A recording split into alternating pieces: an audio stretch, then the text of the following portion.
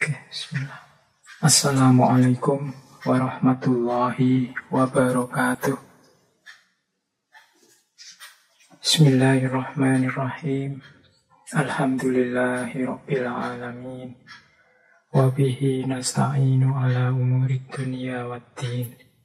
Allahumma salli wa sallim wa barik ala habibina wa syafi'ina sayyidina wa maulana Muhammadin wa ala alihi wa ashabihi wa man tabi'ahum bi ihsanin ila yaumiddin. Amma ba'du. Bismillah teman-teman, mari kita lanjutkan ngaji lagi, belajar lagi.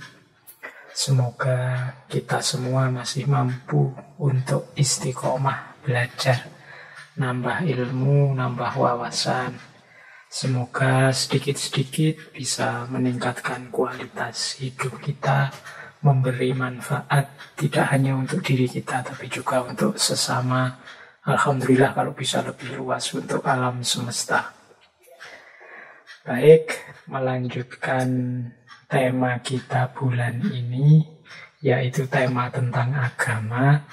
Kalau minggu lalu kita mencoba memahami agama pada level sosial, malam hari ini kita mencoba memahami agama dari perspektif psikologi.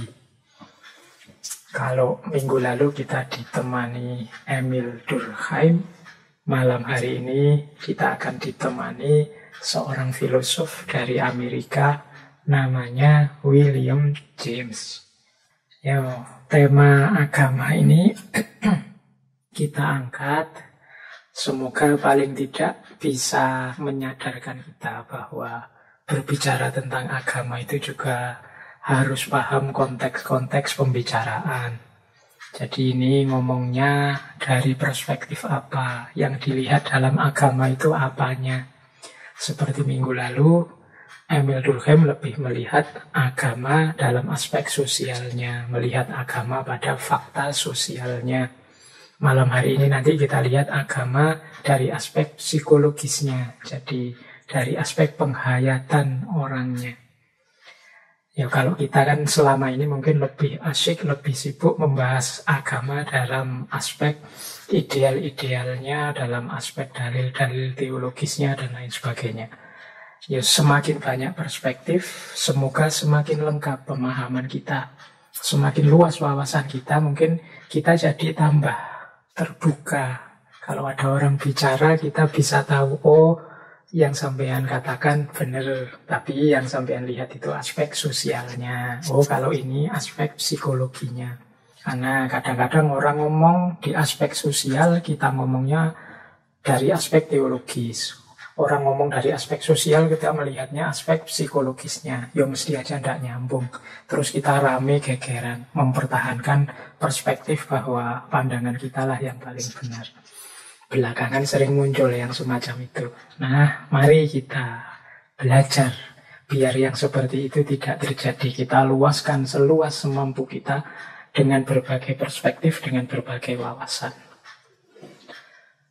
Baik, kita mulai saja ya. Ini ya termasuk nyuwun sewu untuk mungkin teman-teman yang minta tema macam-macam kok belum nyampe-nyampe, ya pelan-pelan. Nanti satu-satu tema akan kita angkat. Semoga yang diinginkan teman-teman pada akhirnya juga terbahas.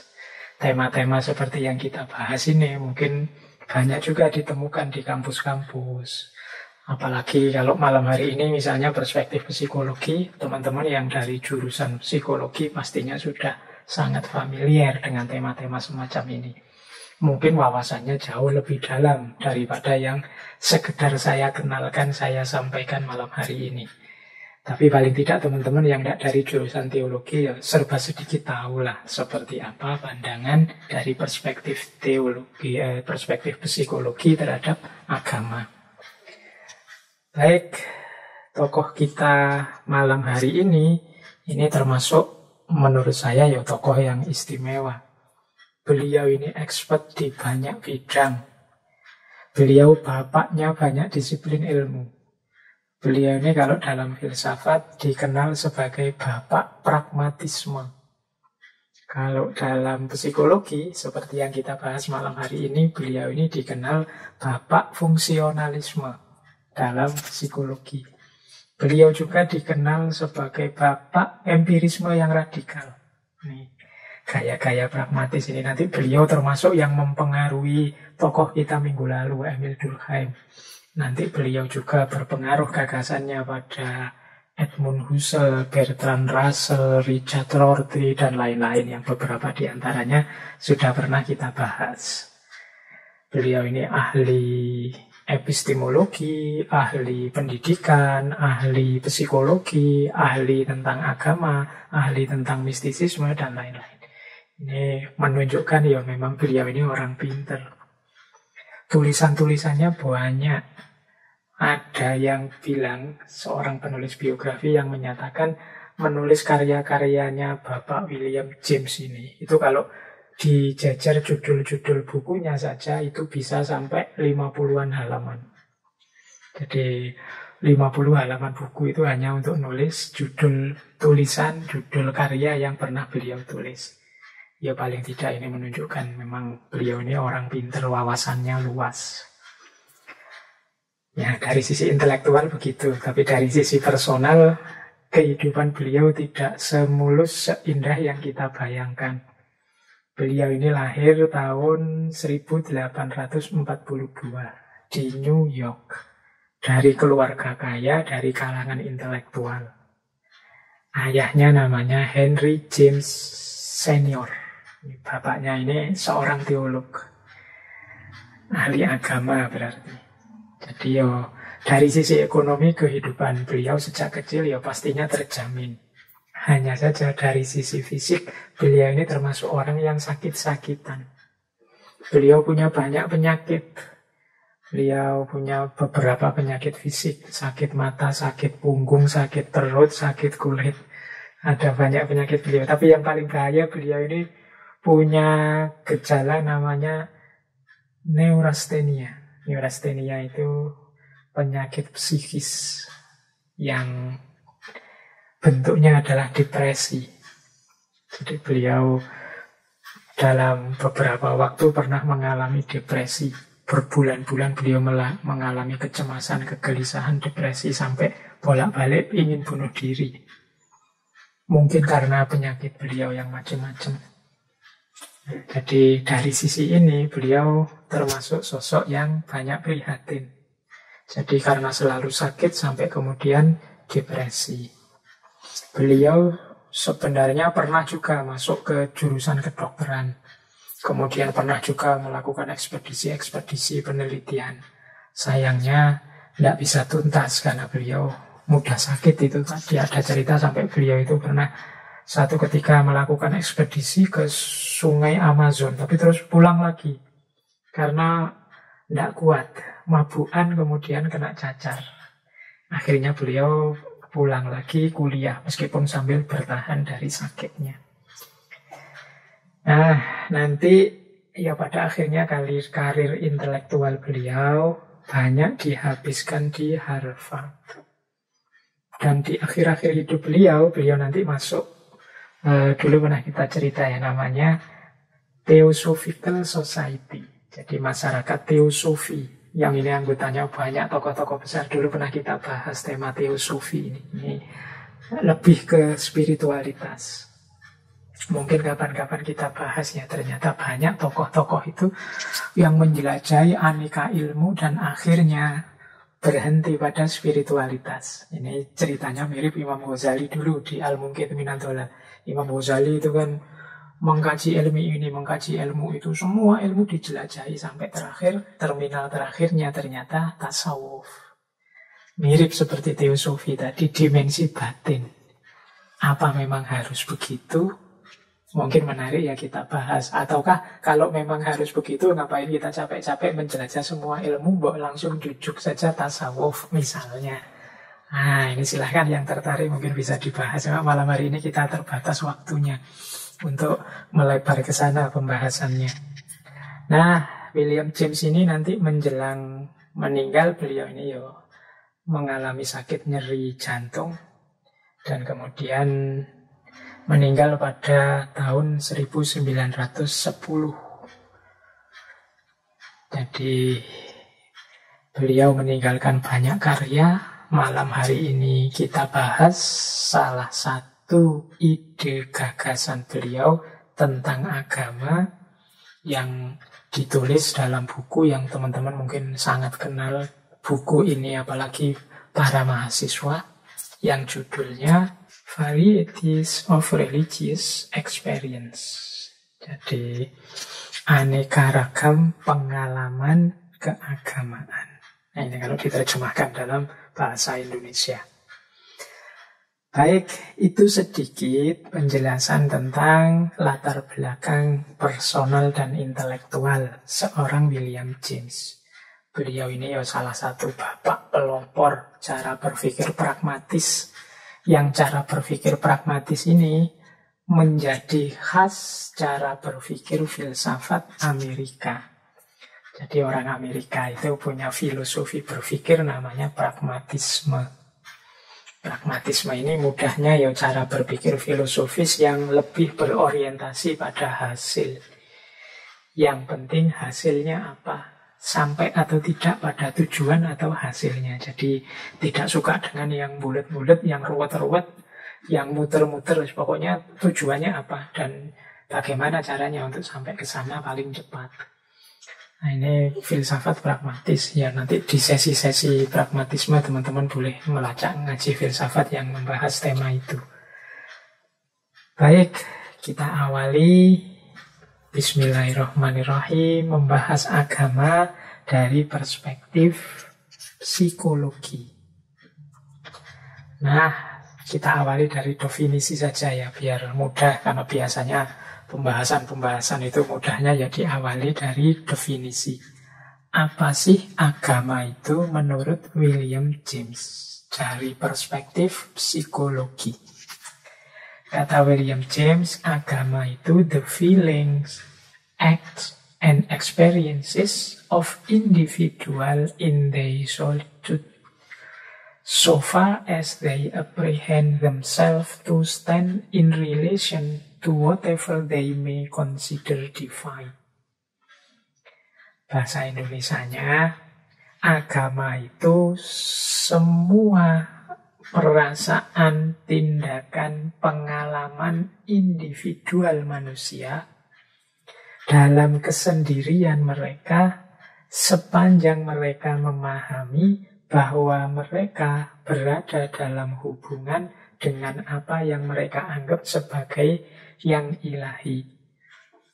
Ini terjemahan letternya. Kalau teman-teman dengar ini ya mesti masih pening ini maksudnya apa. Kalimatnya kok tidak mudah dipahami. Mudahnya gini loh, kita preteli ya definisi ini.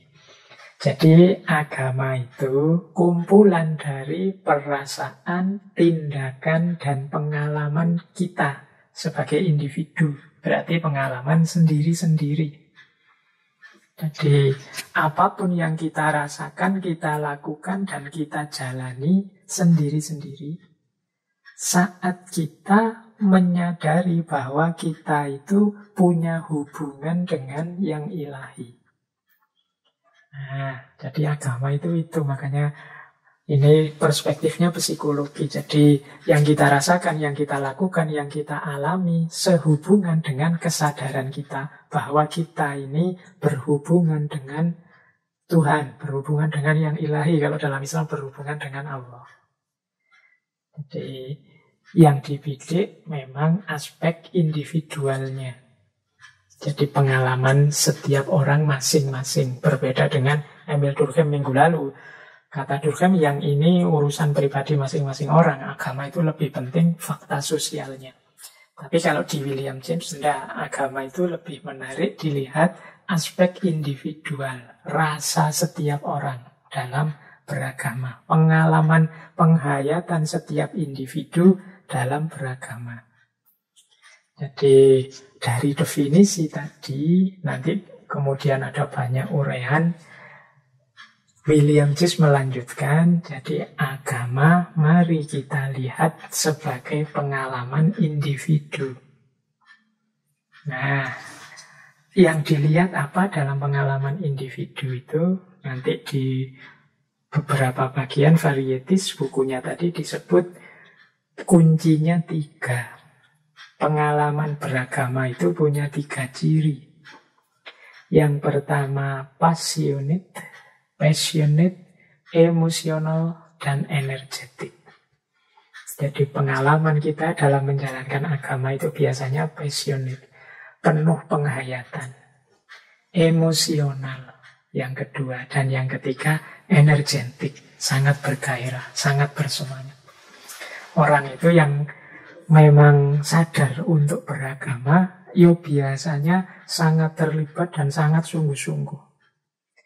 Dan ada unsur emosionalnya, emosinya, makanya sensitif. Hari ini kan banyak orang rame-rame kalau ada orang dianggap salah ngomong tentang agama, dianggap merendahkan agama, dianggap melecehkan agama.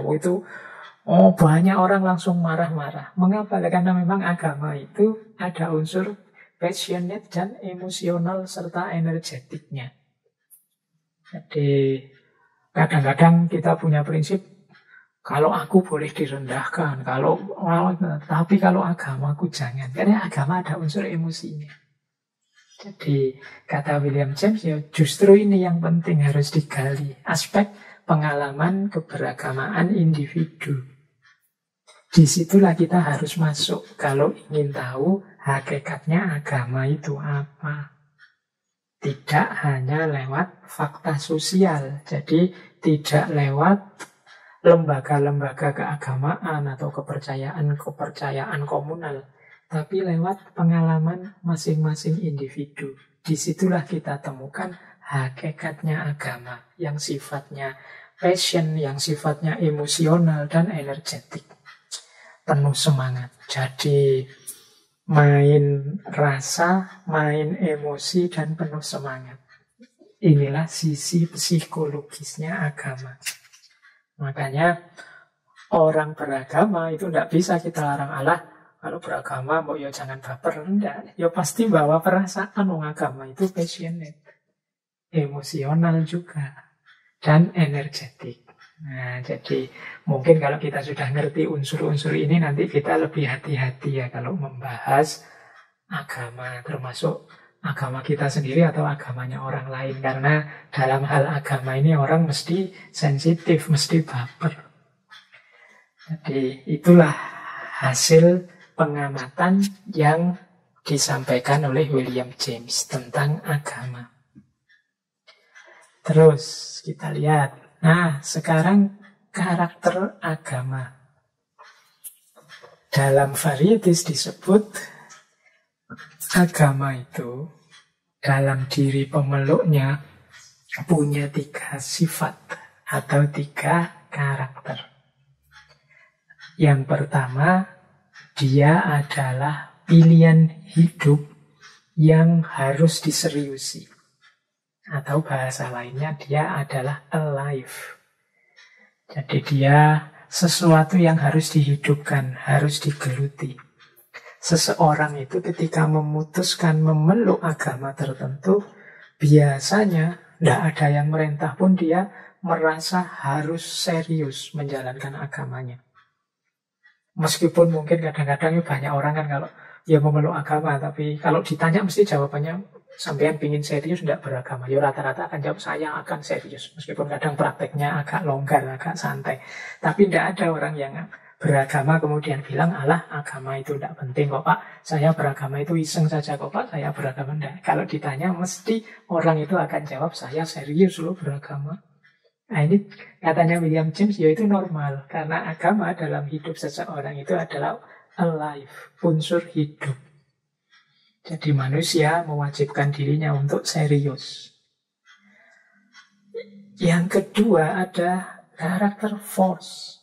Force itu, kalau dimaknai letterlek sih, memaksakan, mendorong. Maksudnya apa? Agama ini biasanya kalau orang sudah memeluk agama, dia tidak mempertanyakannya. Jadi belajar tentang isinya agama, ingin tahu lebih dalam tapi mempertanyakan kebenarannya biasanya tidak. Ya kecuali orang-orang tertentu nanti ada teorinya namanya konversi.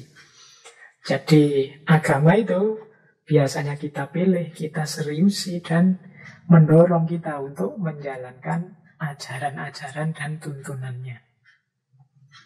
Dan yang ketiga momentus. Momentus itu dia kita yakini sebagai sesuatu yang penting untuk kita raih. Jadi momen agama adalah momen urgent, momen yang paling penting dalam hidup kita. Tidak ada orang beragama yang ditanya, agama itu nomor sekian dalam hidup saya, Pak. Meskipun mungkin prakteknya begitu, tapi bawah sadarnya bilang selalu bahwa agama ini penting, agama ini nomor satu dalam hidup kita. Inilah maka kata William James, lebih penting memang melihat dari pengalaman dan penghayatan, bukan dari fakta sosial.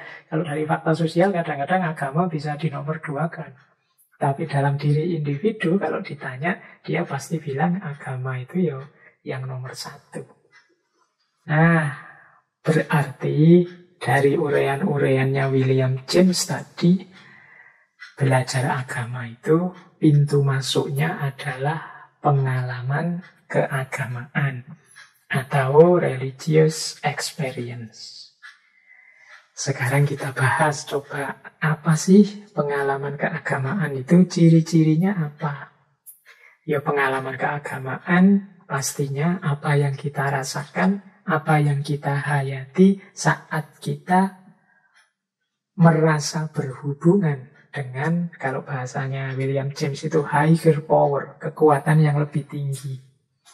Jadi merasa berhubungan dengan Tuhan, mungkin ada yang menerjemahkannya merasa berhubungan dengan dewa-dewa dan lain sebagainya. Saat itulah lahir namanya pengalaman keagamaan. Misalnya ngaji kita ini, kalau kita maknai ini, kita ngaji ini menjalankan perintahnya Allah sebagai hambanya dan sekaligus khalifahnya. Kita hayati ini dalam hubungannya dengan Allah, hubungannya dengan Tuhan. Ya pengalaman ngaji kita ini bagian dari pengalaman keagamaan. Berarti bisa semuanya, Pak? Iya, kalau dalam semuanya itu kita merasakan hubungan kehadiran sesuatu yang lebih tinggi. Jadi ini definisi dari religious experience. Kuncinya ada pada rasa kita. Dan cirinya pengalaman keagamaan itu apa? Kata William James, ciri pertama pengalaman keagamaan itu adalah beragam. Berbeda antar budaya. Ya karena yang ngalami manusia, individu-individu, ya tentu saja penghayatannya bisa berbeda-beda. Meskipun ajarannya sama. Jadi sifatnya sangat beragam. Yang kedua, sulit didefinisikan. Lah ya wong namanya rasa kan. Penghayatan itu kan sulit. Misalnya, rasanya indah sekali. Indahnya seperti apa sulit menjelaskan. Hanya yang ngalami, yang ngerti. Sama kayak teman-teman kalau ditanya tentang rasa kan. Gimana rasanya kuliah? Gimana rasanya menikah? Gimana rasanya pacaran? Lo itu yang gak ngalami langsung itu mesti kesulitan menceritakannya. Yang ngalami langsung pun ya kesulitan. Untuk paham memang harus dialami saja. Persis seperti kalau teman-teman saya suruh cerita gimana sih rasa pedes itu. Itu kalau kita pakai teori, pakai konsep pedes adalah, itu orang sulit paham. Ya wis kalau pengen tahu pedes itu apa, makan saja lombok. Paham sekarang apa itu pedes. Nah, penghayatan, indahnya pengalaman keagamaan, dahsyatnya pengalaman keagamaan, itu juga sesuatu yang tidak sederhana, sulit didefinisikan. Ya berarti memang orang akan lebih pas kalau ingin tahu mengalami sendiri. Meskipun begitu, bisa dijelaskan gejala-gejalanya. Itulah yang sedang diupayakan oleh William James ini. Nah, yang ketiga, meningkatkan pengalaman tentang kenyataan dan emosional secara tidak biasa. Maksudnya apa? Ya kalau kita ada dalam konteks pengalaman keagamaan, ini ya realitas ini kita hayati secara berbeda. Makan itu, ya hakikatnya sih untuk kita kenyang misalnya.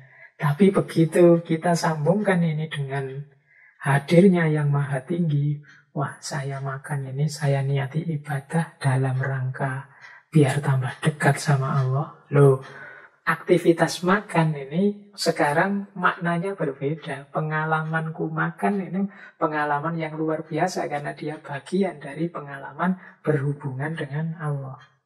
Jadi pengalaman keagamaan itu ya tidak selalu bentuknya sholat, bentuknya puasa, dan lain sejenis. Yang bisa pengalaman apapun yang ditafsirkan dengan kerangka agama atau dipahami dengan perspektif agama. Orang yang sangat religius itu ya A sampai Z kehidupannya selalu disambungkan dengan yang maha tinggi. 24 jam bahkan mungkin para wali, para ulama itu ya orientasi hidupnya hanya Allah saja, selalu pada yang maha tinggi. Itu berarti ya full hidupnya pengalaman keagamaan. Bahkan tidur pun yang kita tidak sadar. Ini saya baru membaca Ihya itu yang bab menghidupkan malam itu. Loh kalau kita pinter ngatur, ngerti caranya, misalnya sebelum tidur itu harus melakukan apa saja, menjelang tidur apa saja, sepanjang tidur kita akan dinilai ibadah. Loh tidur ternyata bisa jadi pengalaman keagamaan. Atau tidur yang sifatnya religius kan ada itu. Mari kita tidur siang sebentar biar nanti kalau malam kita bisa bangun sholat malam. Nah, ini kan tidurnya jadi tidur bernilai agama, bernilai religius. Pengalaman apapun bisa jadi pengalaman keagamaan, termasuk pengalaman yang biasa-biasa kalau itu ditafsirkan dengan kerangka agama. Baik, jadi semoga bisa ditangkap ya sampai di sini. Ya ini memang ilmunya mahasiswa di kampus-kampus.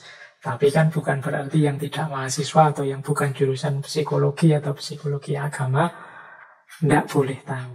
Justru dengan tahu ini kita semakin paham betapa kayanya gagasan-gagasan, ide-ide dan pikiran-pikiran itu.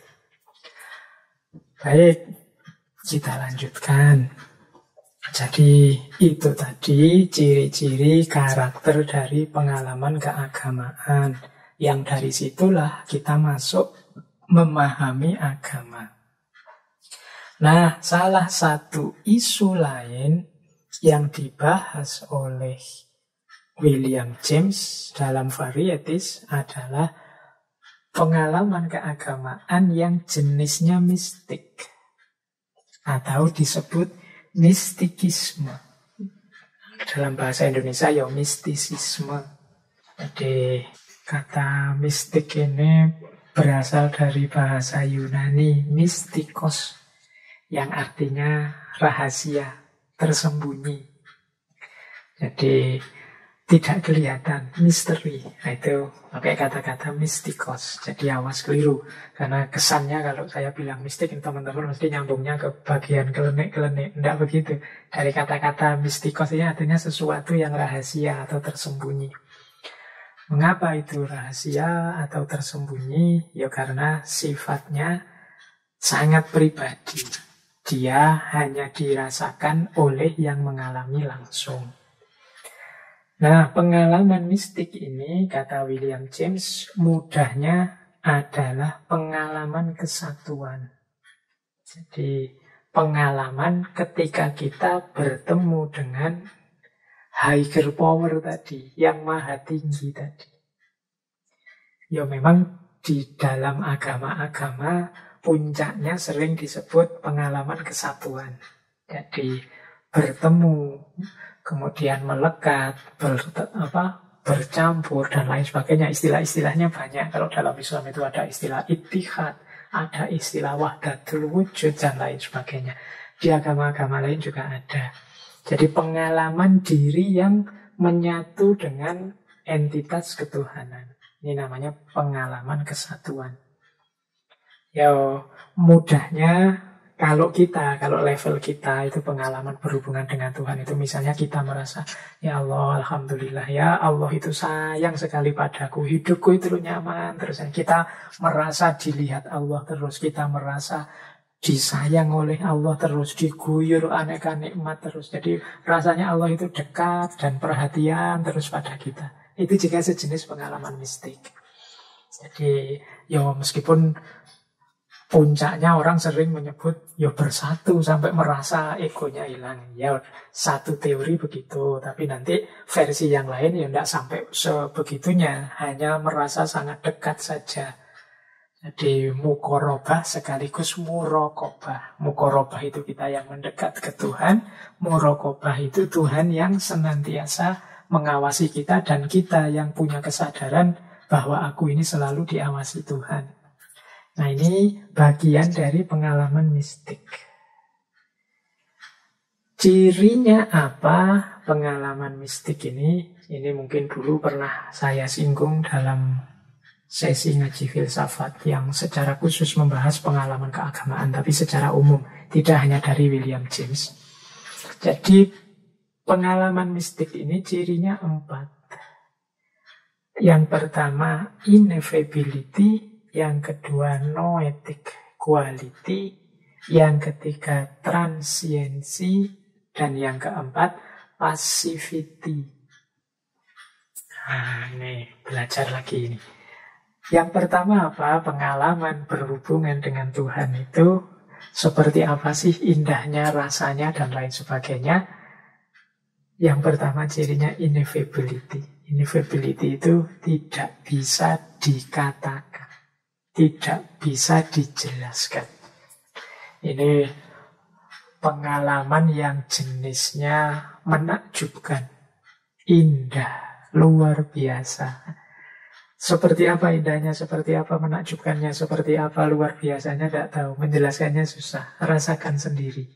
Nah, jadi pengalaman mistik itu sesuatu yang tidak terjelaskan. Loh Pak, kemarin itu ketika kita bahas tasawuf itu kan banyak Pak konsep-konsep, teori-teori yang menjelaskan tentang pengalaman berhubungan, bahkan pengalaman bersatu dengan Tuhan. Ia bisa dijelaskan modenya, polanya. Tapi kan itu belum ketemu hakikatnya, karena hakikatnya ada di rasa. Yang paling hakiki namanya rasa ini loh, yang tidak mudah dijelaskan.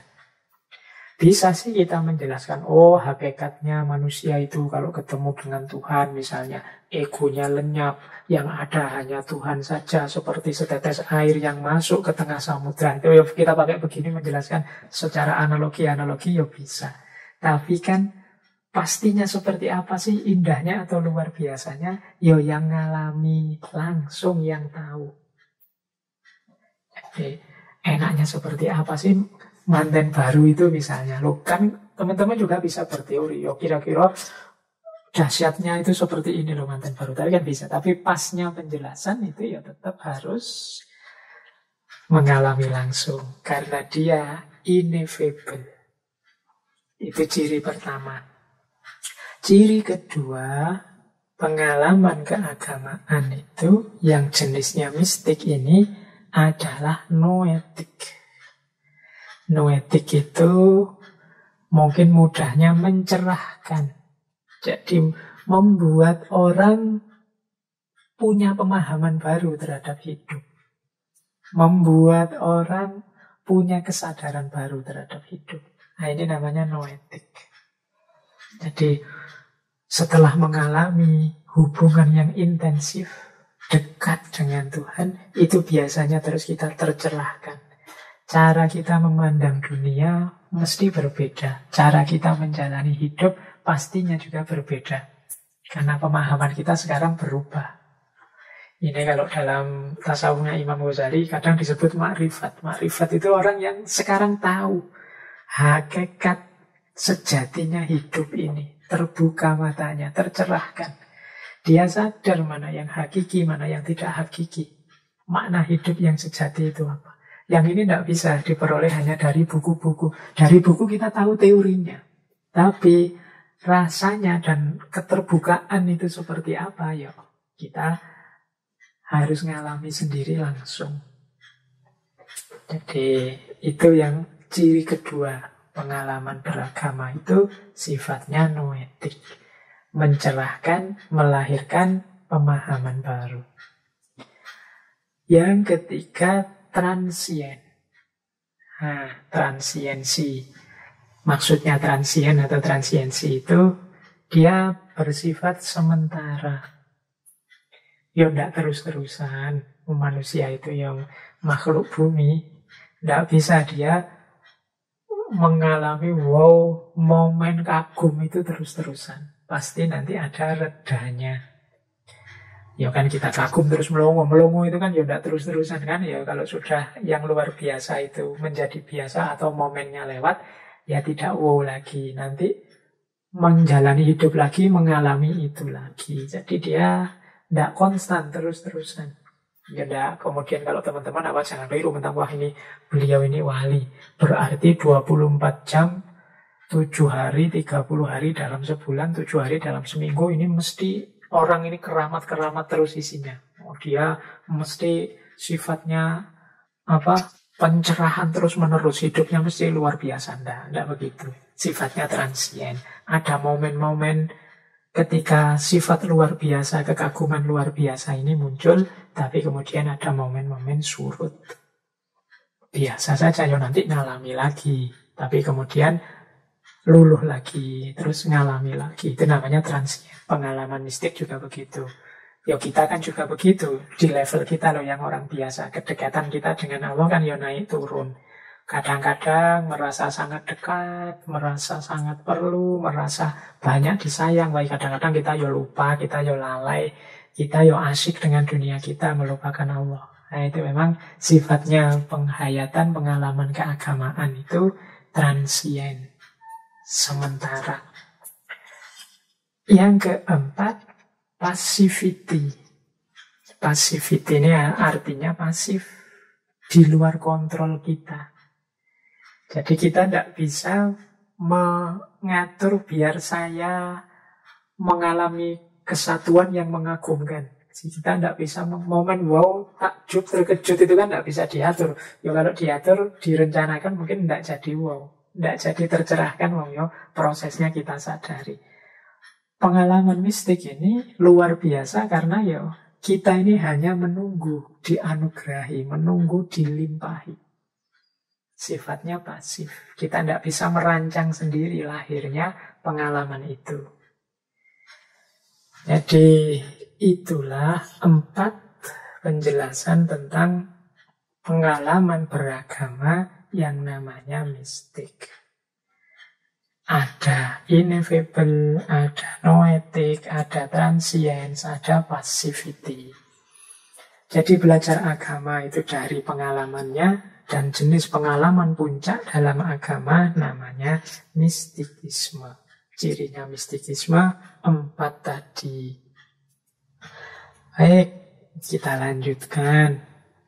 Nah, sekarang masih dari varieties.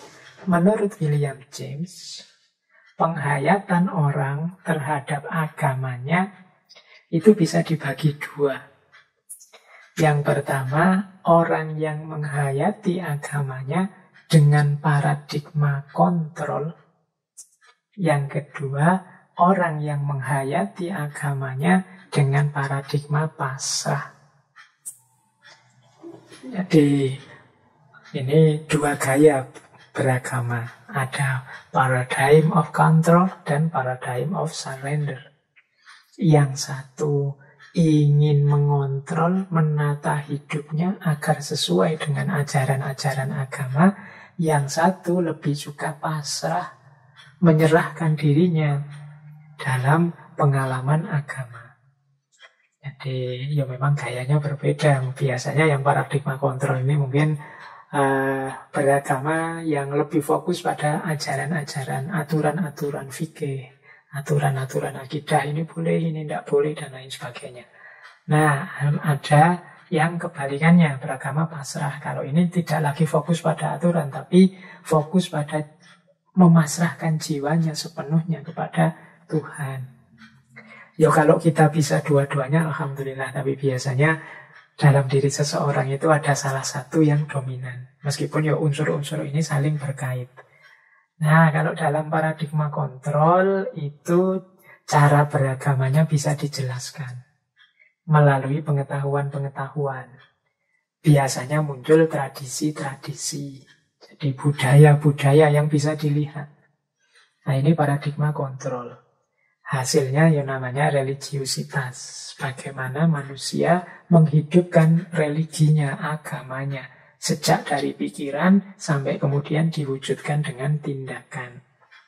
Jadi dalam paradigma kontrol ini, seseorang menata keberagamaannya. Apa yang harus saya percaya, apa yang harus saya lakukan, apa yang harus saya pahami, saya jalani. Ini ditata. Ini paradigm of control. Tapi ada juga orang yang tidak fokus ke situ. Tidak fokus ke situ itu tidak fokus pada apa saja yang harus aku pahami, aku ketahui, dan aku jalankan secara tertib, terkontrol. Tapi dia lebih fokus pada bagaimana aku menyerahkan diriku, memasrahkan diriku sepenuhnya kepada Dia yang Maha Tinggi. Jadi menarik ya kalau ada waktu kita diskusikan. Paradigm of control ini biasanya beragama berorientasi fikih. Kalau dalam Islam mudahnya begitu. Kalau paradigm of surrender ini biasanya banyak kita temukan dalam mode-mode keberagamaan sufistik. Kalau William James membagi dua, seolah-olah ini tidak saling berkaitan. Tapi apa yang mungkin kita pasrah saja dalam agama tanpa tahu sisi-sisi kontrolnya. Sisi kontrol itu siapa yang harus kita pasrahi, aktivitas seperti apa yang menjadi implikasi dari kepasrahan kita dan lain sebagainya. Ya mau tidak mau tetap membutuhkan fikih. Paradigm of control juga begitu. Apa kita berhenti hanya pada aspek fikih saja, pada aktivitas-aktivitas fisik peribadatan saja. Karena kalau hanya berhenti di situ, kita akan kehilangan kedalaman yang hakiki dari agama, yaitu kepasrahan kepada Tuhan, kemudian melibatkan aspek rasa dan spiritualitas.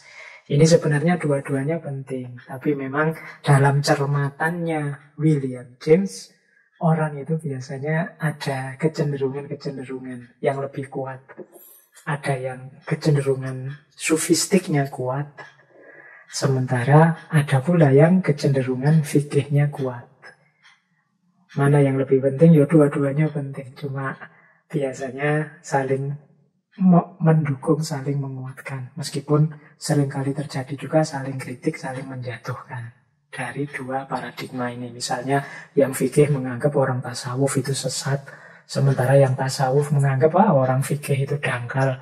Ya kalau sampai level ini ya berarti dua-duanya sudah ada di jalur yang keliru. Baik, ini paradigm of control dan paradigm of surrender. Menarik, nanti kalau ada waktu bisa kita diskusikan. Nah, ada lagi gagasan menarik dari William James sehubungan dengan pengalaman keagamaan ini, yaitu orientasi beragama yang berbeda dari orang yang kondisi jiwanya berbeda. Jadi ada orang yang orientasi beragamanya, kata William James, namanya healthy minded.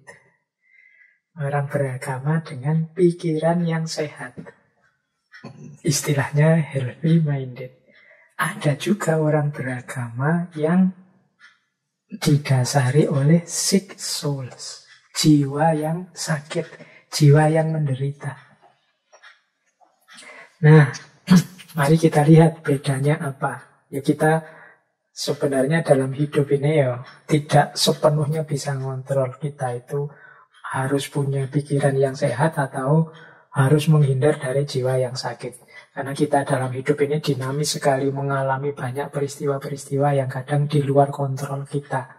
Sehingga meskipun kita inginnya selalu sehat, lahir batin pikiran, tapi kadang-kadang momen-momen tertentu membuat jiwa kita tersakiti. Nah, orang-orang yang sedang sick souls ini orientasi beragamanya berbeda dengan orang-orang healthy minded. Kita lihat ya, cirinya beragama yang healthy minded. Nanti kita bayangkan dengan orang-orang beragama yang cirinya sick souls. Terus kita cermati kita ada di mana. Atau jangan-jangan kita ya pernah mengalami dua-duanya.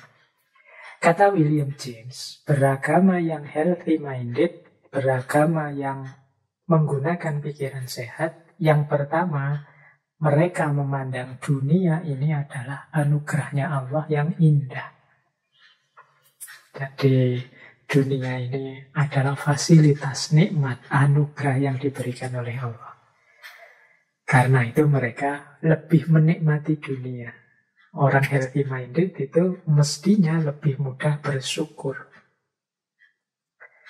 Nah, ciri kedua orang healthy minded itu biasanya mereka tidak butuh argumen-argumen, analisis-analisis mendalam. Mereka sudah menikmati kok dengan pemahaman-pemahaman dasar saja.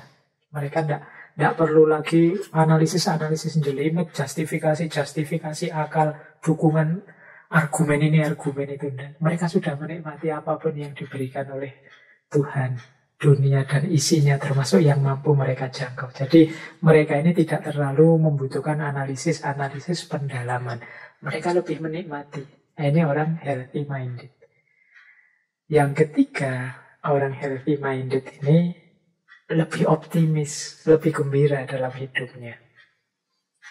Ya, cirinya dulu pernah kita nguji tentang akhlak gitu ya. Orang yang husnul khuluq, cirinya antara lain bisa menikmati agama. Mereka ini selalu bersyukur, selalu gembira. Dan itu tampak di wajahnya selalu tersenyum. Jadi akhlak dasar itu kelihatan dari wajah yang selalu tersenyum. Oh, enggak gampang loh wajah selalu tersenyum itu. Kita itu apalagi sekarang era medsos. Kita mungkin sudah mulai jarang tersenyum. Ya mungkin yang tersenyum dan tertawa itu hanya WA kita, hanya Instagram kita, hanya emotikon-emotikon yang kita sisipkan dalam chatting-chatting kita. Tapi kitanya sendiri jarang tersenyum. Kitanya sendiri mungkin banyak mengeluh, kitanya sendiri banyak marah, banyak terdistraksi oleh hal-hal tidak penting kiri kanan kita. Kita lupa untuk menikmati hidup, bersyukur. Nah, orang-orang healthy minded ini orang-orang yang senantiasa bersyukur. Yang keempat, orang healthy minded ini biasanya ekstrovert. Dia lebih terbuka dan tidak baper. Ini dari saya ya, istilahnya tidak baper itu. Tidak emosional, tidak sensi. Jadi pikirannya cerah. Kalau ada orang yang tidak cocok dengan dirinya, ya dimaklumi saja. Mungkin itu memang ketetapannya Allah, manusia itu beda-beda. Jadi dia tidak baper. Jadi kalau ada orang misalnya ngomong sesuatu yang menyinggung harga dirinya, dia tidak marah keluar, mungkin malah introspeksi ke dalam. Jangan-jangan aku yang keliru. Atau jangan-jangan dia salah ucap. Mungkin dia tujuannya tidak itu kok. Dia mungkin punya tujuan yang baik, hanya saja tadi kepleset sedikit. Ini jadi tidak sensi, tidak baper. Dia akan gembira dan mengembirakan yang lain. Ya pastinya orang seperti ini lebih husnudzon, lebih prasangka-prasangka baik pada apapun, pada siapapun. Karena dia tahu Allah sudah memberikan banyak hal indah dalam hidup kita. Ngapain sih kita cari yang rumit, yang sulit, yang jelimet? Mari kita nikmati dengan tidak baper. Nah, terus terbuka dan tidak kaku. Jadi dia tahu hidup ini beragam, situasinya berubah-ubah. Nah, terus orang healthy minded ini dalam beragama lebih melihat hidup ini sebagai rahmat. Bukan sebagai ujian, sumbernya dosa, sumbernya kecelakaan. Kan ada. Nanti kalau di kelompok Sick Souls banyak melihat agama, melihat dunia ini sebagai sesuatu bencana, dunia ini sebagai ujian, dunia ini isinya adalah godaan-godaan, negatif melihat dunia. Nah, orang-orang healthy minded ini lebih positif. Mereka melihat dunia sebagai ladang cinta dan kasih sayang, bukan ladang dosa dan kemurkaan. Nah, kemudian orang-orang healthy minded ini tidak merekomendasi hidup yang anti dunia atau menjauh dari dunia. Mereka bisa menikmati dunia sekaligus dekat dengan Tuhan. Jadi tidak masalah untuk dekat dengan Allah itu tidak harus diberi syarat menjauh dari dunia. Bahkan dunia bisa kita kendarai, bisa kita manfaatkan untuk jadi jembatan kita semakin dekat dengan Allah.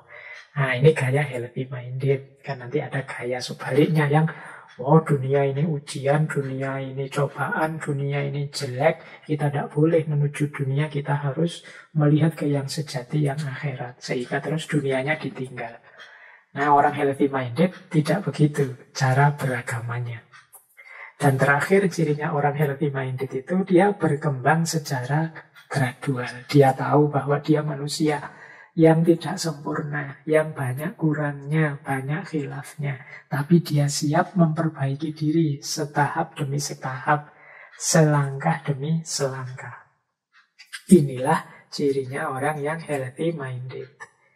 Jadi ya memang kelihatan lebih cerah hidup ini kalau kita beragama dengan healthy minded atau dengan pikiran yang sehat. Nah, kebalikan dari beragama yang healthy minded adalah beragama yang sick souls. Jadi sick souls ini yang muncul dari jiwa-jiwa yang sakit. Orang-orang dengan jiwa yang sakit ini melihat hidup sebagai penderitaan.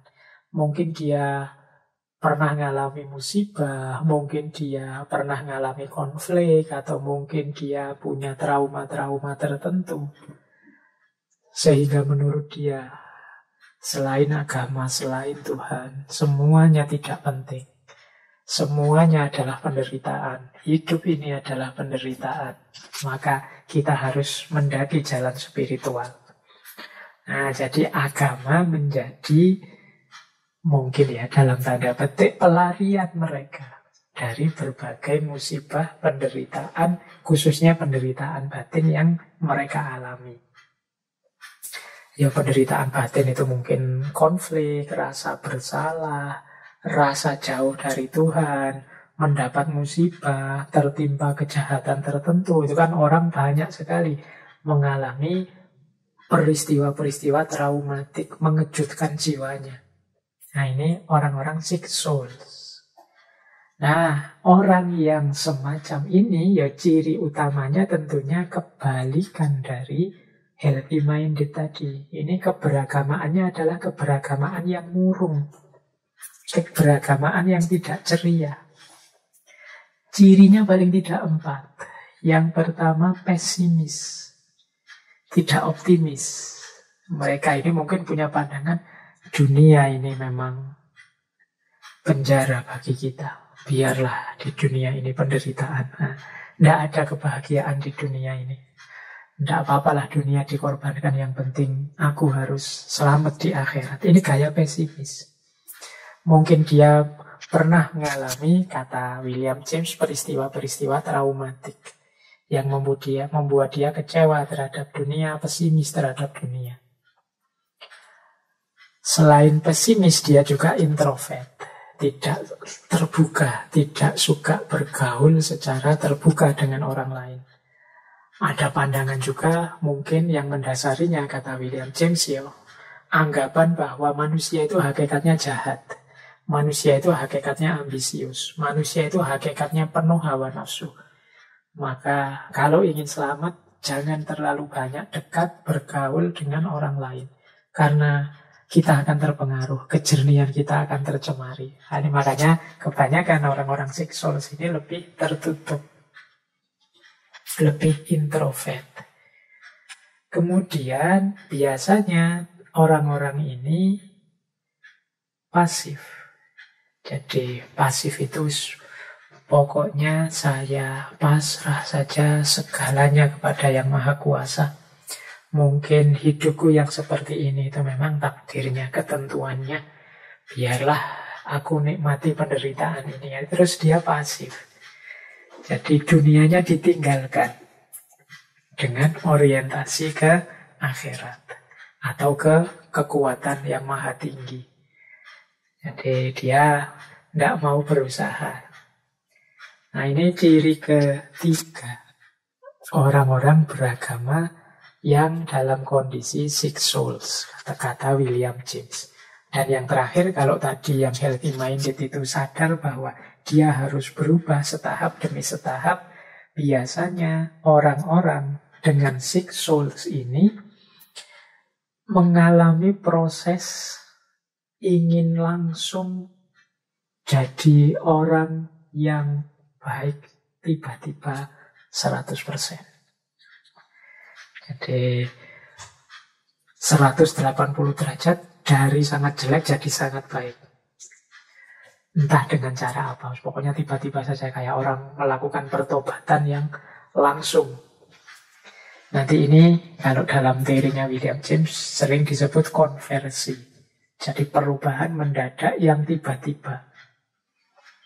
Nah ini jadi ciri dari sick souls ini. Jadi jiwa yang merasa penuh penderitaan, menganggap dunia ini isinya adalah penderitaan, manusia itu semuanya jahat.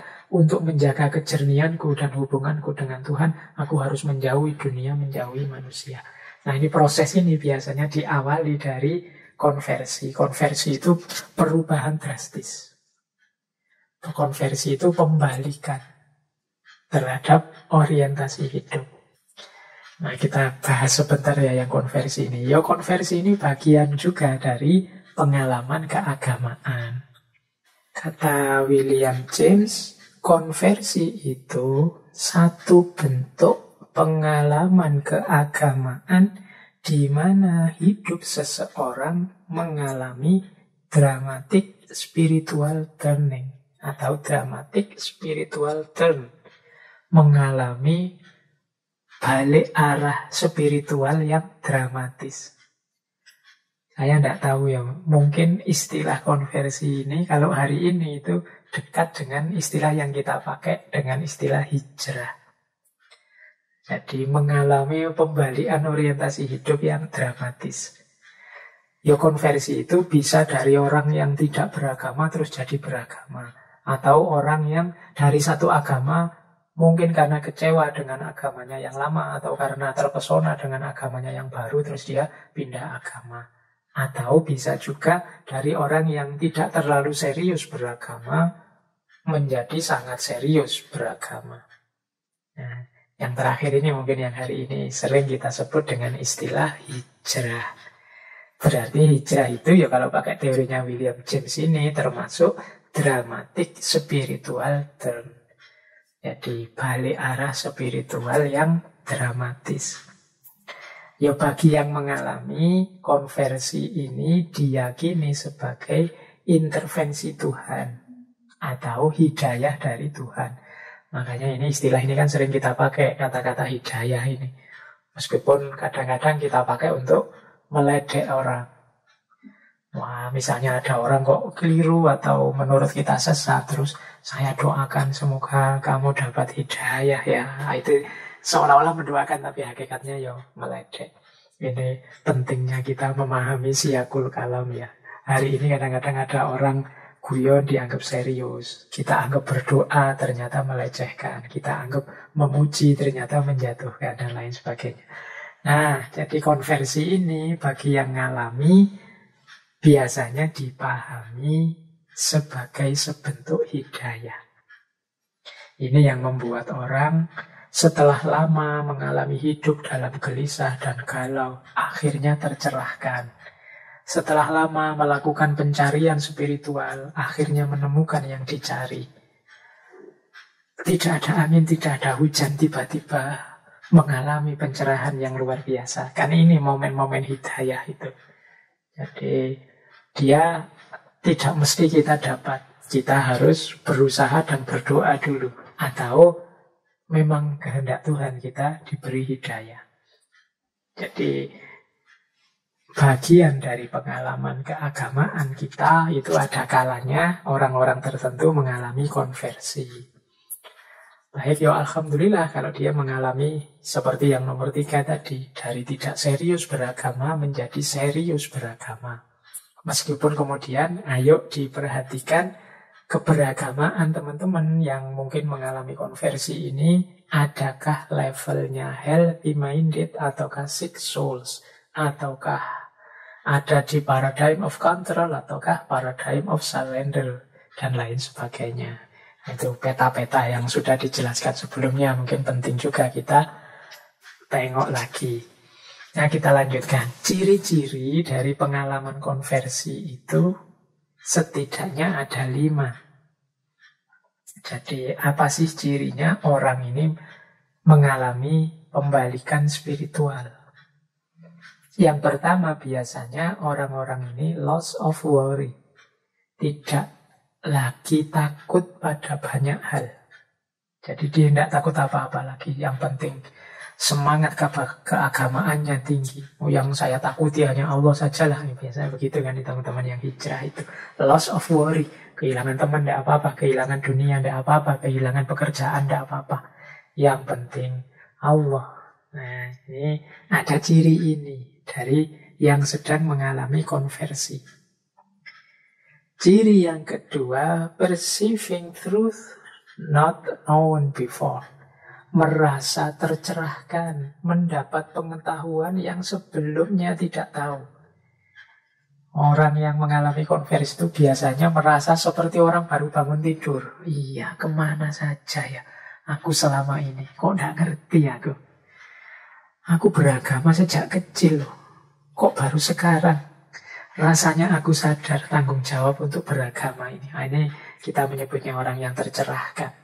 Perceiving truth not known before. Jadi merasa menemukan kebenaran yang sebelumnya belum diketahui. Padahal mungkin sebenarnya ya sudah tahu saja, tapi dia belum sadar. Saat inilah kesadaran itu muncul. Kemudian biasanya merasa mampu untuk tidak hanya dirinya yang berubah, tapi dia merasa bertanggung jawab untuk melakukan perubahan. Dunia akan berubah dan aku harus jadi termasuk yang menyebarkan perubahan ini. Nah, biasanya orang yang konversi itu kemudian suka kalau ada orang lain juga mengalami seperti dirinya. Biasanya dia akan cerita-cerita, kemudian menyebarkan pengalamannya biar orang lain tertarik, kemudian memasuki ranah spiritual sebagaimana yang dia jalani. Karena dia ingin mengubah dunia sebagaimana ideal-ideal yang sekarang dia pahami.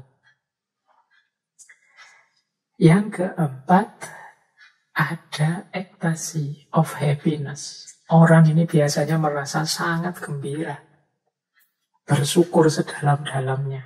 Nah, ini namanya ecstasy of happiness. Saya bahagia sekali.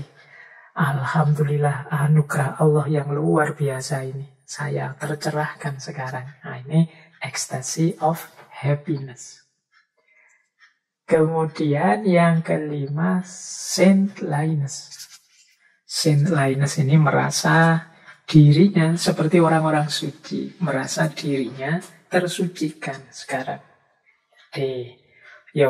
Termasuk konversi kan orang-orang yang melakukan pertobatan, membersihkan diri. Nah, ketika sudah melakukan konversi, ya dia merasa aku tercerahkan dan saatnya sekarang berjuang. Saatnya sekarang menyebarkan ketercerahanku ini kepada yang lain. Ini ada sense of saintliness, merasa tersucikan sekarang. Ya, saintliness ini bagian dari pengalaman keagamaan juga sebenarnya. Dalam varieties nanti ada penjelasan panjang lebarnya. Jadi teman-teman, itu kurang lebih isi dari pengalaman keagamaan yang itu merupakan inti atau hakikat dari keberagamaan. Jadi tadi di awal sudah dijelaskan unsur-unsurnya, yaitu passionate, emosional, energetic, kemudian alive, force, momentous, kemudian bagaimana dia sulit didefinisikan, sangat beragam dan berbeda antar budaya, kemudian puncaknya namanya mysticism yang cirinya 4, ineffability, noetic, transient, and passivity. Kemudian tadi juga ada pemetaan-pemetaan orang beragama yang gaya kontrol, paradigma kontrol, dan ada yang paradigma kepasrahan. Setelah itu dijelaskan juga orientasi beragama, orang yang pikirannya sehat dan orang yang jiwanya sakit. Healthy minded dan sick souls. Yang orang-orang sick souls ini biasanya mengalami namanya konversi, pembalikan spiritual. Oke, baik. Sampai di titik ini sebenarnya secara umum itulah yang ingin dijelaskan oleh William James dengan dalam varieties terhadap variasi-variasi pengalaman keagamaan. Nah, sekarang kita masuk sedikit ke aspek yang berbeda karena William James ini seorang filosof dari aliran pragmatisme. Bahkan beliau ini kan juga disebut bapaknya pragmatisme. Seperti apa cara beliau menjelaskan agama yang tadi secara psikologis sudah diuraikan dari sisi pengalaman keagamaan. Nah, sekarang kita lihat agama dari perspektif pragmatisnya dari Bapak William James ini. Nah, aspek pragmatis agama itu kalau dalam pandangan William James dilihat dari fungsi dan manfaat adanya agama. Jadi ini diawali dari pandangannya tentang unsur filosofis dalam beragama. Kita kan sering bertanya, apa sih gunanya akal, gunanya filsafat dalam agama? Kata William James, filsafat itu berperan memberikan rasionalisasi terhadap pengalaman keagamaan. Nah, mengapa kok rasionalisasi? Ya karena dia tidak bisa bantah, tidak bisa nolak. Jiwanya sudah ngalami langsung. Hanya saja memang sulit dijelaskan. Ketika sulit dijelaskan itulah filsafat hadir membantu, memberikan justifikasi rasional, menunjukkan bahwa yang dialami itu adalah sesuatu yang rasional. Jadi perannya filsafat dalam agama itu dalam aspek rasionalisasinya, memberi justifikasi, memberi pembenaran secara rasional terhadap pengalaman keagamaan. Ya ini kalau ditarik-tarik mirip gagasannya Imam Ghazali, bahwa ternyata akal itu bukan raja, dia hanya panglima perang. Jadi dia sangat kuat, tapi dia tidak memutuskan. Yang memutuskan hati atau qalb. Qalb ini loh rajanya. Ya kalau tadi ya berarti penghayatan jiwa dalam beragama itu kuncinya. Orientasinya kemana? Apa orientasi kontrol, apa orientasi pasrah? Ya kalau sudah punya orientasi, nanti akal kita hadir memberikan rasionalisasi bahwa pilihan kita itu benar. Misalnya yang paradigma kontrol tadi bilang, iya yang benar begitu. Ya agama itu memang intinya mematuhi norma-norma. Wah, terus dijelaskan macam-macam bagaimana kita harus patuh, kita taat dan lain sebagainya. Jadi dia datang belakangan, akal dan filsafat ini. Nanti dalam paradigma surrender juga begitu, ketika orang milih pasrah saja 100% pada Tuhan. Nah, ini nanti akal juga memberi justifikasinya. Oh iya, memang intinya agama itu kan ya Tuhan, ikhlas, puncaknya pasrah kepada Tuhan. Nah, jadi filsafat itu perannya memberikan rasionalisasi terhadap pengalaman keagamaan. Ini dari aspek filsafatnya. Kalau dari aspek pragmatisnya, kata William James, ya lihat saja konsekuensinya. Manfaat apa dari pengalaman keagamaan itu? Karena pragmatisme itu kan melihat buah atau konsekuensi dari satu kebenaran. Jadi tadi kan pengalaman keagamaan itu sulit dijelaskan. Pengalaman keagamaan itu tidak mudah diuraikan. Bagi William James tidak masalah. Yang penting sekarang kita lihat efeknya, buahnya. Setelah mengalami pengalaman itu, dia tambah baik apa enggak? Secara individu, secara sosial. hidupnya tambah manfaat atau enggak secara individu, secara sosial. Nah, ini cara berpikir ini namanya pragmatisme. Dan nanti dalam pikirannya William James, agama dalam perspektif pragmatisme itu dilihat dari 4 hal.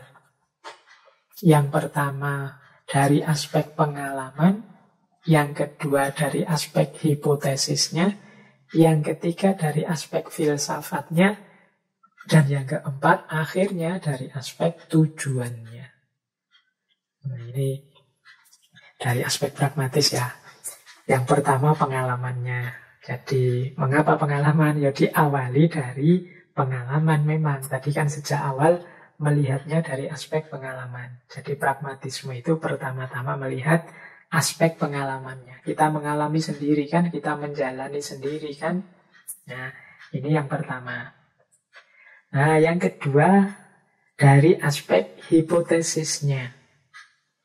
Hipotesis itu, kata William James, kepercayaan kita kepada yang maha tinggi itu dikatakan benar. Ini kan bisa benar, bisa salah. Tapi dia dikatakan benar jika tuntutan dari yang lebih tinggi itu memberikan dampak nyata. Jadi misalnya ini ya, ini contoh kasar-kasaran. Kita oleh agama disuruh melakukan apa? Kalau di Islam disuruh sholat misalnya. Nah, kalau bagi William James, sholat ini benar kalau dia memberi dampak nyata. Sebelum memberi dampak nyata, dia hanya hipotesis saja.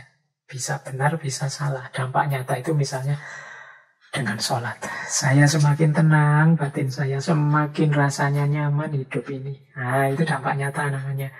Dengan sholat, saya semakin rukun dengan tetangga, sering ketemu di masjid, sering ngobrol, tambah akrab sekarang. Nah, ini level 2 dari perspektif pragmatis. Ada juga agama dari perspektif pragmatis itu dilihat dari aspek filosofinya, filsafatnya. Jadi filsafat tadi kan melakukan rasionalisasi. Nah, rasionalisasi agama yang kita lakukan ini juga memberi kita kepuasan dan memberi kita dampak yang baik, yang nyata. Nah, ini berarti pragmatis, filsafatnya benar. Dan yang terakhir puncaknya pragmatis itu ya kalau membuat kita semakin terjamin di masa depan. Nah, ini kuncinya. Jadi agama sebagai jaminan tujuan kita di masa depan. Jadi dengan beragama semakin kuat kita. Dengan beragama moral kita semakin tinggi. Dengan beragama semakin tangguh kita menghadapi hidup. Nah, ini kan jaminan masa depan namanya. Agama bernilai pragmatis. Dia tidak hanya diimani, ternyata ada dampaknya, ada manfaatnya untuk kehidupan nyata. Jadi inilah sisi pragmatisnya agama. Yang sebelumnya tadi kan sisi psikologisnya. Dari sini nanti pada akhirnya secara pragmatis untuk mengukur benar salahnya agama dalam tanda petik ya. Kriteria kebenaran agama itu bisa dilihat dari 3 hal. Tentu saja 3 hal ini yang ada efek nyatanya. Jadi kebenaran satu agama itu bisa dicermati dari 3 kriteria. Yang pertama adalah ketercerahan, yang kedua kemasukakalan, dan yang ketiga kemanusiaan atau moralitas. Ukuran yang pertama ketercerahan. Ketercerahan itu agama mencerahkan kita. Agama membuat kita sadar tentang makna hidup. Ini yang benar. Itu berarti secara pragmatis agama itu benar. Karena membawa kita pada pencerahan. Kan kadang-kadang kalau kita baca buku agama, mendengarkan orang menjelaskan tentang agama, mendengarkan kajian-kajian agama, itu kan tiba-tiba kita sadar, oh iya, hidup ini memang begini. Oh, maknanya begini. Ini namanya ketercerahan.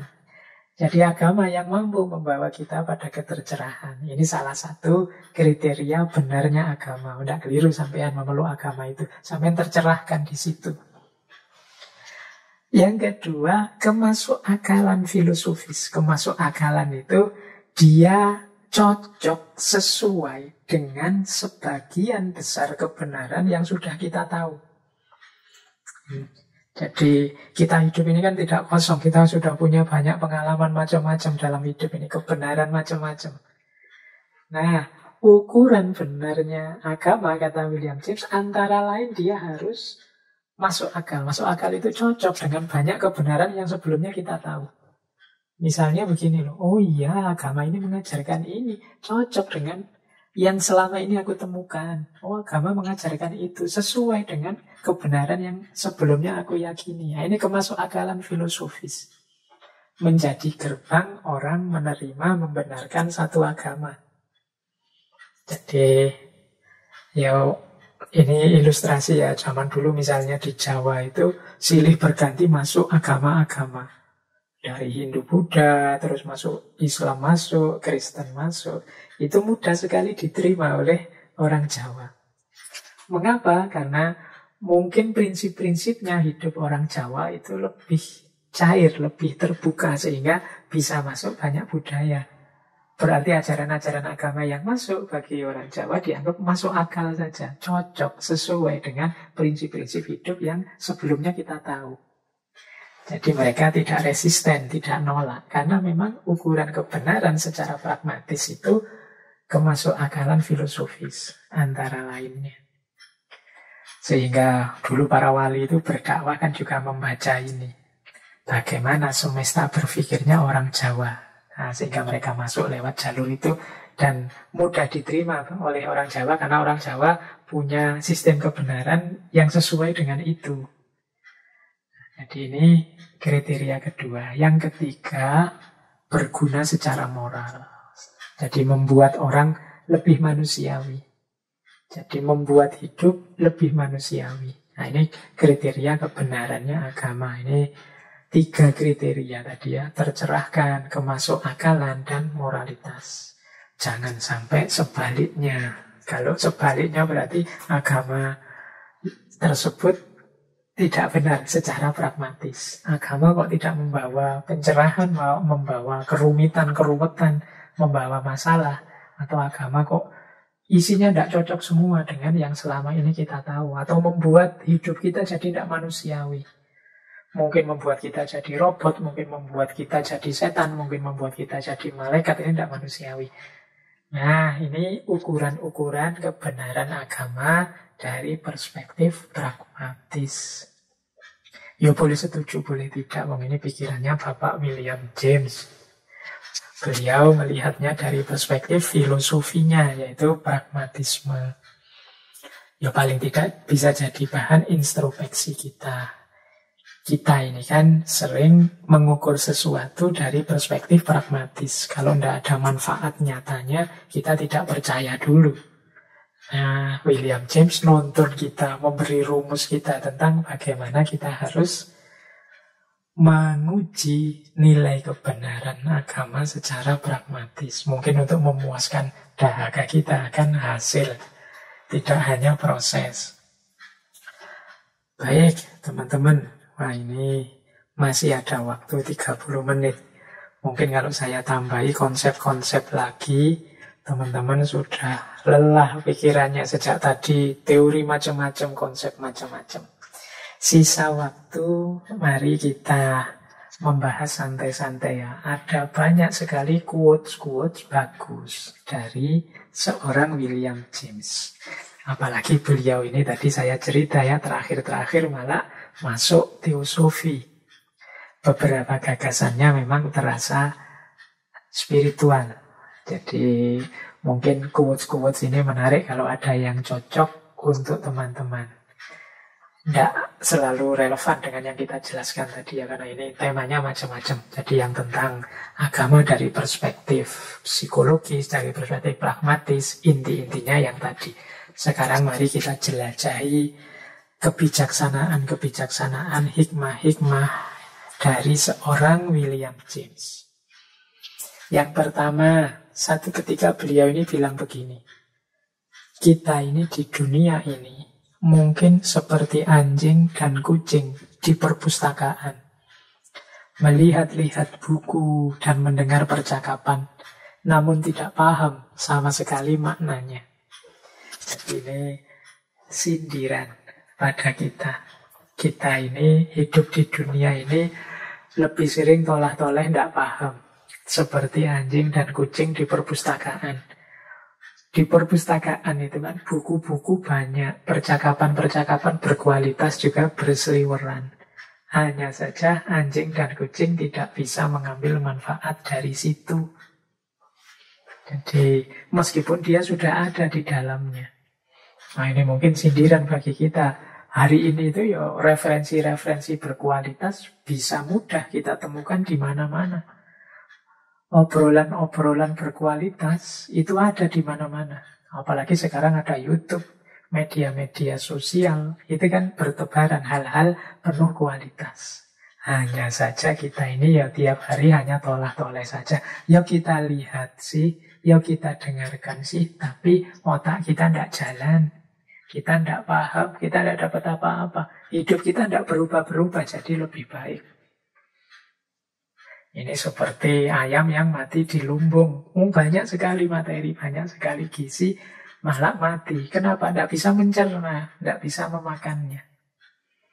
Baik, jadi ini yang pertama ya. Langsung William James nyindir kita. Kita ini seperti anjing dan kucing di perpustakaan. Ini menarik quotes yang pertama. Quotes yang kedua. Satu ketika beliau bicara seperti ini. Pandangan kita tentang dunia sejatinya terbentuk oleh keputusan kita tentang apa yang harus kita dengar. Nah, ini hubungannya dengan pembentukan jalan pikiran. Ini mungkin menyadarkan kita bahwa yang selama ini kita anggap kebenaran, yang selama ini kita anggap pasti baik, pasti cocok, pasti sesuai, itu bisa saja sifatnya reduktif. Reduktif itu hanya sejauh yang kita tahu, bahkan sangat minimal. Karena yang kita tahu, kita anggap benar dan kita anggap baik itu hakikatnya ya karena kita membatasi mendengar pada apa yang ingin kita dengar saja. Pilihan-pilihan kita terhadap saya suka ini, saya dengarkan. Saya tidak suka itu, saya tidak mau dengar, tidak mau lihat. Ini kan pilihan-pilihan kita. Sehingga akhirnya ya seperti itulah cara berpikir kita. Sementara yang kita buang, kita sisihkan tadi, sama sekali tidak jadi pertimbangan berpikir kita. Sesempit itulah hakikatnya kebenaran yang sekarang kita yakini. Ini pandangan versi William James. Jadi kita memandang dunia ini sebagai apa? Misalnya ada yang memandang dunia ini godaan, Pak. Ada yang memandang dunia ini nikmat dari Allah. Ada yang memandang dunia ini hanya alat, bukan tujuan. Macam-macam pandangan kita tentang dunia itu biasanya sesuai dengan mana yang kita pilih dan kita mau mendengarkannya atau membacanya. Berarti masih banyak versi yang lain, masih banyak pendapat yang lain yang kita sisihkan. Yang itu mungkin tidak jelek loh, yang itu mungkin ada baiknya, ada benarnya juga loh. Hanya saja tidak kita pilih. Nah, itulah yang hari ini kita sebut perspektif. Ya setiap orang beda-beda kalau sudah menyangkut pandangan tentang dunia. Bedanya karena apa? Ya karena setiap orang milih sesuai seleranya masing-masing.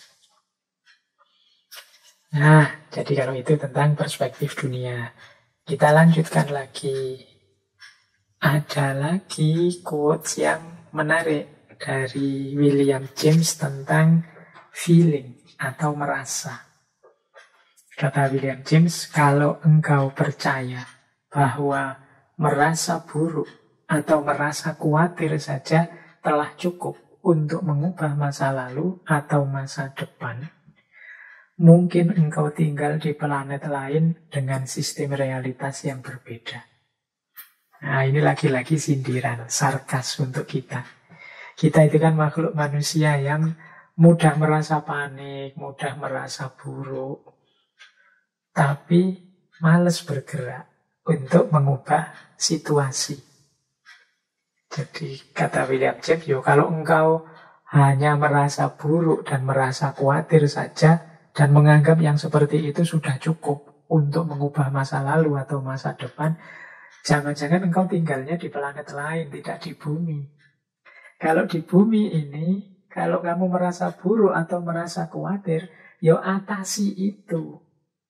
Jangan diam saja. Kalau kamu ingin melakukan perubahan, bergeraklah. Lakukan sesuatu. Kalau kamu hanya diam saja, mengeluh saja, menggerutu saja, merasa buruk, merasa khawatir, itu kan menggerutu. Sambat terus. Tidak akan ada perubahan. Perubahan itu terjadi kalau engkau berusaha melakukan perubahan. Tidak hanya merasa buruk dan merasa khawatir. Jadi, kalau engkau menunggu perubahan dengan hanya merasa buruk dan merasa khawatir, mungkin engkau tinggalnya bukan di bumi, tapi di planet lain. Yang sistem sunatullahnya berbeda. Sunatullah hidup di bumi ini, kalau ingin perubahan, harus melakukan tindakan. Jadi ini quotes yang jenisnya sarkas, nyindir kita. Pindah saja ke planet yang lain kalau memang cukup dengan menggerutu, dengan sambat, marah-marah, merasa buruk, merasa khawatir terhadap situasi. Kalau ingin berubah, bergeraklah mengubah. Nah ini quote selanjutannya mirip juga. Ini juga sindiran. Kalau sekedar feeling good bisa jadi faktor yang menentukan, mabuk akan jadi pengalaman manusia yang sangat dibenarkan. Feeling good ini yang mungkin kadang kita pakai istilah mood. Jadi merasa baik, merasa nyaman. Nah, ini lagi-lagi melanjutkan tadi. Kita itu sering jadi makhluk yang nunggu mood, nunggu rasa baik, nunggu rasa nyaman dulu, baru melakukan sesuatu. Atau baru bergerak. Mau melakukan apa-apa nunggu, saya cari mood dulu ya. Saya cari rasa dulu ya, cari feeling dulu ya, dan lain sebagainya. Kalau sekedar ingin feeling good, kata William James, kamu mabuk saja lah. Saat kita mabuk itu kan kita fly, melayang, merasa enak, merasa nyaman, meskipun besok jungkir balik. Kalau sudah selesai mabuk. Berarti mabuk itu jadi benar kalau memang sekedar orang mencari feeling good baru berkarya. Dianggap feeling good itu faktor yang menentukan. Nah, ini lanjutannya tadi.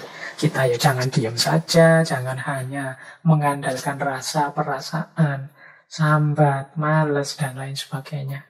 Kalau memang ingin perubahan, berubahlah. Jangan diam saja. Baik. Kita lanjutkan, lumayan masih ada waktu ya. Masih ada beberapa quotes yang bisa kita bahas. Nah, ini ada quotes menarik lagi dari William James. Satu ketika beliau bicara begini. Saat ada sesuatu yang baru, orang akan berkata, itu tidak benar. Lalu saat kebenarannya terbukti, orang akan berkata, itu tidak penting. Akhirnya saat nilai pentingnya tidak terbantahkan, mereka akan berkata itu bukan hal yang baru. Nah, ini kelakuan banyak di antara kita hari ini yang begitu. Temuan-temuan baru itu memang membuat orang tidak nyaman. Gagasan-gagasan baru yang berbeda dengan kebenaran yang selama ini mereka yakini, itu memang membuat orang gelisah. Manusia itu memang cenderungnya suka di zona nyaman. Biasanya begitu, mbok sudah biasa saja seperti itu. Selama ini begitu, biar saja seperti selama ini. Kan begitu orang inginnya. Perubahan itu memang selalu mengejutkan, membuat orang tidak nyaman. Nah, kata William James, saat ada sesuatu yang baru, orang itu biasanya bilang, itu tidak benar, itu aneh-aneh saja, itu tidak masuk akal, itu bikin-bikin saja. Itu orang mikir ngawur itu orang. Kita kan sering begitu, sering mendapatkan penolakan. Nah, Mungkin setelah itu yang punya gagasan menjelaskan, loh saya ngomong begini ini ada dasarnya loh, ada dalilnya loh. Dijelaskanlah panjang lebar, urean, dengan dasar yang kuat, dengan argumen yang tidak terbantah. Kata William James, kalau sudah sampai di sini, biasanya orang akan bilang, itu tidak penting. Ini orang karena sudah tidak bisa bantah, cara berpikirnya diganti, itu tidak penting. Tidak usah dibahas lah, cuma itu aja kok. Masih banyak hal lain yang lebih penting, tidak usah ngomong yang gitu-gitu lah, tidak usah aneh-aneh. PR kita masih banyak kok. Nah, ini reaksi kedua, biasanya seperti ini. Akhirnya mungkin nanti waktu berjalan, akhirnya terbukti yang tadi gagasan ditolak-tolak, dianggap tidak penting, ternyata penting. Ada banyak persoalan yang terselesaikan dengan perspektif ini, dengan pandangan ini. Biasanya terus orang akan bilang, itu bukan hal yang baru, sejak dulu juga sudah pernah dibahas. Sejak dulu juga orang ngomong itu. Jadi, meskipun sudah jelas benar, sudah jelas penting, tetap orang tidak mengapresiasi. Itulah tabiatnya manusia. Nah, quotes ini sebenarnya dari William James mengingatkan kita, wahai orang-orang pintar, orang-orang kreatif, orang-orang yang penuh inisiatif, berkaryalah, produksilah gagasan-gagasan yang luar biasa, kreatiflah dengan karya-karya yang luar biasa, tidak usah terlalu terpaku atau terpacu oleh penolakan dan komentarnya orang.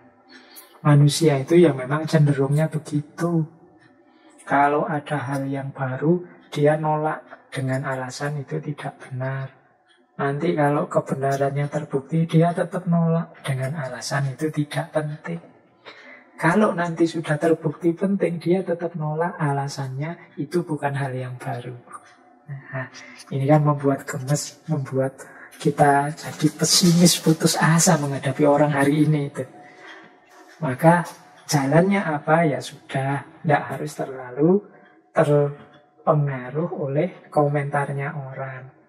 Kayak kita waktu membahas Nasruddin Hoja dulu kan, ketika beliau sama anaknya sedang motong ekornya kuda untuk merapikan, dia pesannya pada anaknya, nak, potonglah ekor kudamu sesuai yang kamu inginkan. Tidak usah terlalu mendengarkan komentar orang. Karena kalau kamu dengarkan terus komentarnya orang, lama-lama kudamu tidak akan punya ekor. Yang satu usul begini dituruti, yang satu usul begitu dituruti, lama-lama kuda kita tidak akan punya ekor. Atau seperti ceritanya waktu Nasruddin dan putranya ke kota naik onta, naik keledainya, yang keledainya hanya satu itu. Itu kan orang terus, apapun yang dilakukan mereka, orang komentar jelek. Nasruddin dan anaknya jalan, ontanya, keledainya dituntun saja, orang komentar, itu dua orang bodoh membawa keledai kok dituntun saja. Nanti dua-duanya naik keledai, orang komentar, wah itu dua orang tidak punya kemanusiaan. Wong keledai satu kok dinaiki berdua, tidak punya perkeledaian. Nanti akhirnya Nasruddin turun, anaknya yang di atas keledai, orang ya komentar, wah itu anak tidak berbakti, itu masa orang tua kok disuruh jalan, dia yang di atas keledai. Nanti gantian Nasruddin yang di atas, akhirnya anaknya yang jalan, orang ya tetap komentar, itu orang tua kok tidak tahu diri, masa enak-enakan sementara anaknya disuruh nonton keledai. Akhirnya tidak jadi jalan. Maka wahai orang-orang yang kreatif, jangan terlalu terpengaruh oleh komentarnya orang. Yo, kalau ada orang komentar ngomong aneh-aneh, ditengok saja sebentar. Kalau penting, bagus, alhamdulillah diambil manfaatnya. Kalau memang tidak ada gunanya, hanya caci maki, celah mencela yang tidak ada ujungnya, ya kita jalan terus sesuai dengan ideal-ideal yang kita miliki. Nah, ada lagi kalimat bagus dari William James yang menurut saya menarik. Satu ketika dia bilang begini, bertindak bijaksana berarti mampu mengetahui apa yang harus diabaikan. Nah, ini termasuk berpikir yang unik, yang berbeda dengan yang lain. Biasanya kan kita sebut orang bijaksana itu ya orang yang mampu melakukan sesuatu secara tepat. Tapi William James punya sudut pandang yang berbeda. Orang bijaksana itu orang yang tahu mana saja yang harus diabaikan.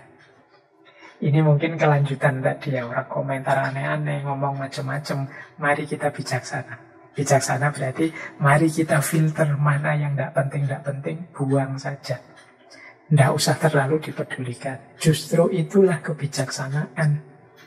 Kalau kita meladeni apa saja yang dikomentarkan orang, atau melayani apapun permintaan yang tidak penting, ya kita kebalikannya akan kehilangan hal-hal yang penting. Jadi orang bijaksana itu dia tahu mana yang harus diabaikan, dia tahu mana yang harus dicuekin saja. Nah, kalau dia sudah membuang yang dicuekin, berarti kan ya membuang yang jelek, mencueki yang jelek, berarti kan yang tersisa tinggal yang baik-baik. Tinggal diambil. Itulah bijaksana namanya.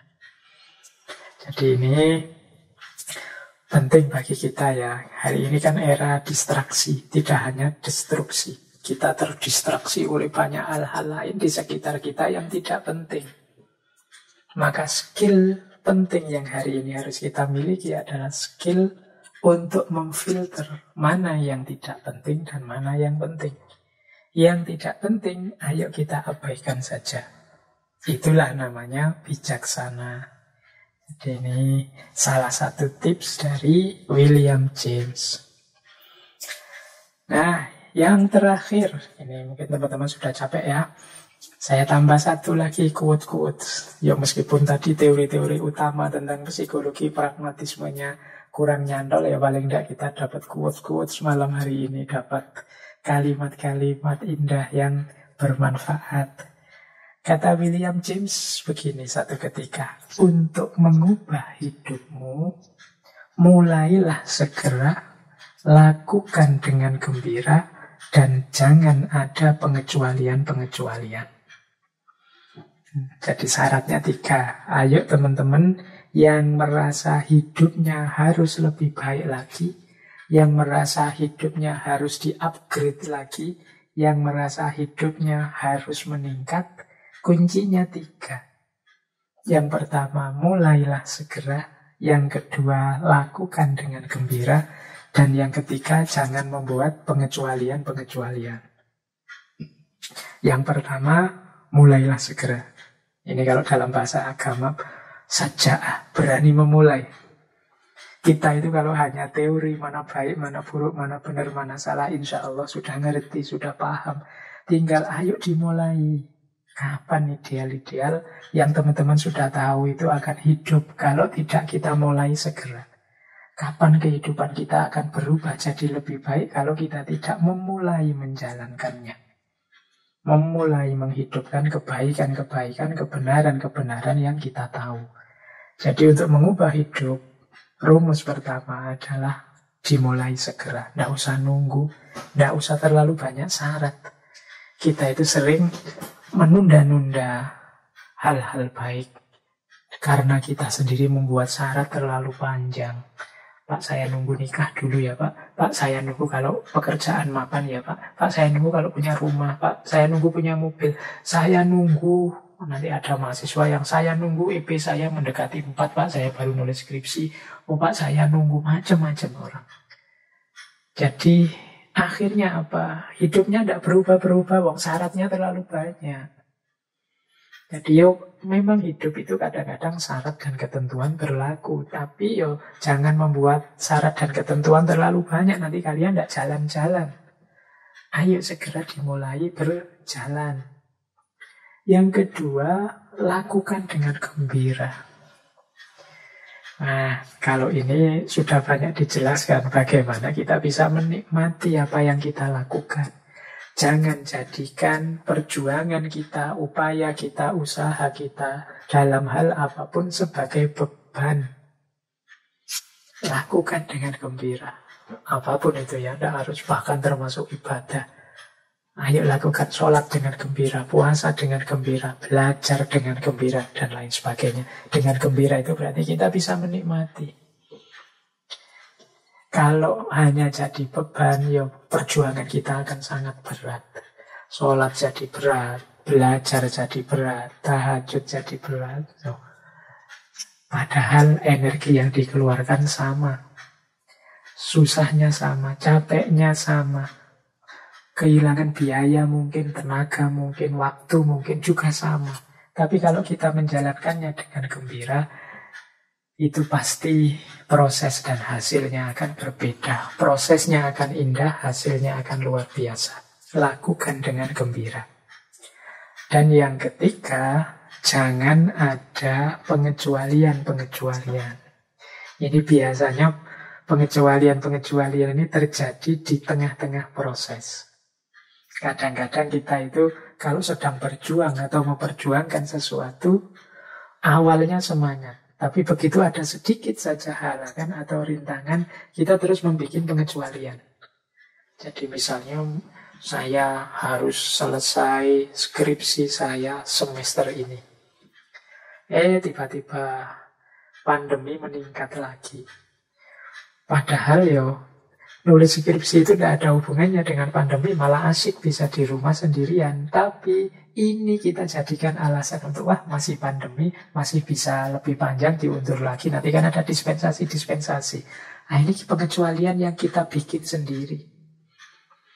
Jadi misalnya kita berjuang untuk meraih sesuatu apa. Tiba-tiba ada peristiwa ini, peristiwa itu, yang mungkin bisa kita lewatkan saja atau sama sekali tidak berhubungan dengan perjuangan kita meskipun kita alami. Tapi biasanya terus kita jadikan excuse, pengecualian-pengecualian.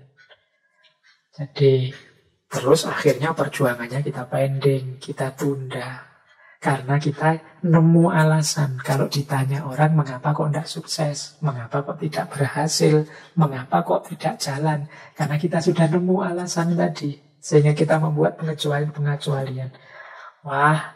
Belum bisa mas, saya sukses di sini karena ternyata setelah saya lihat dunia ekonomi hari ini sedang tidak stabil, itu kan jauh sebenarnya dunia ekonomi global dengan mungkin perjuangan kita yang hanya ingin membuat apa kecil-kecilan level kita. Tapi karena ada situasi itu, terus kita nyari excuse, nyari alasan untuk tidak jalan.